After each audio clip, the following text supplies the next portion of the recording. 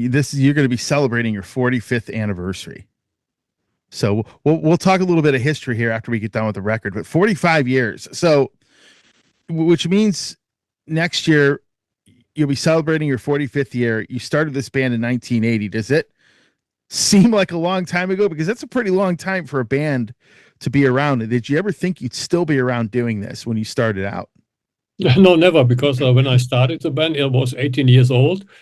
And I thought with all the alcohol and smoking weed and all these fucking drugs, I'm dead with 30. And Yeah. then I was 30 and I was still alive. And then I was 35. And with 38, I stopped drinking and smoking and all these things. Yeah. And I'm really healthy these days. And yeah, I'm looking into the future. Yeah.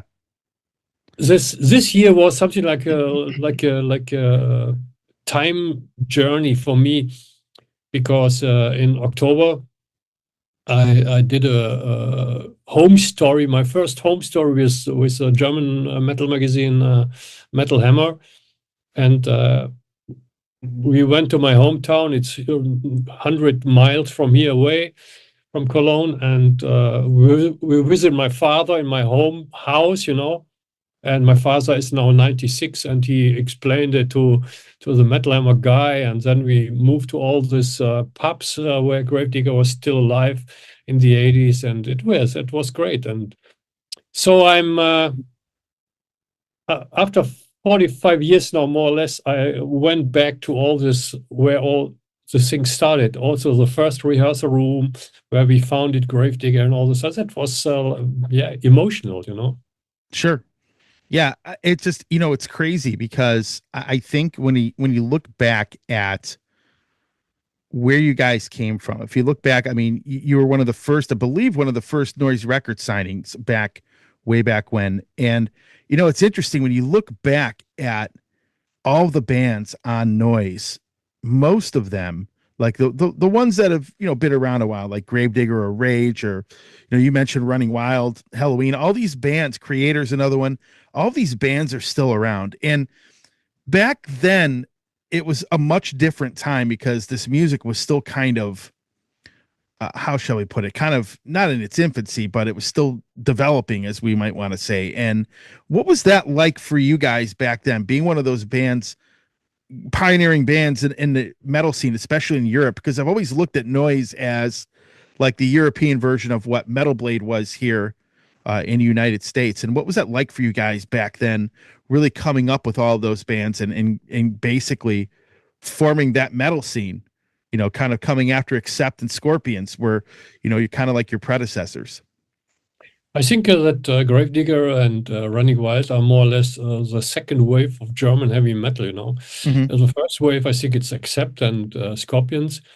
But then in the beginning of the 80s, all these bands coming up, like Gravedigger, like Rage, like Running Wild, Halloween coming up. And if that's funny that all these bands, the original bands from the 80s, are more or less still alive, doing records, doing tours. Mm-hmm. And I think that all these bands have created a signature sound, for the German metal scene. Halloween with this, oh, Yeah. is more or less this children melodies that is not negative, but Yeah. very easy to sing with. Or Rage, Running Wild, Gravedigger with this typical German heavy metal approach, and Creator, more or less, or Sodom also, the first thrash bands coming up from this area, this Ruhrgebiet area, we call it. And all these bands have a signature sound where a lot of bands which are coming up after that orientated their own style, and Sure. follow the trademarks of these bands, And that is the reason why we're still alive. We never had this success like a Sabaton or Powerwolf, Yeah. all these newer bands. But we are still alive. I can feed my family from that, and that is the most important thing. And Sure. we make records, and we are happy. Yeah. I was trying to figure out whether you guys or Rage had more albums out.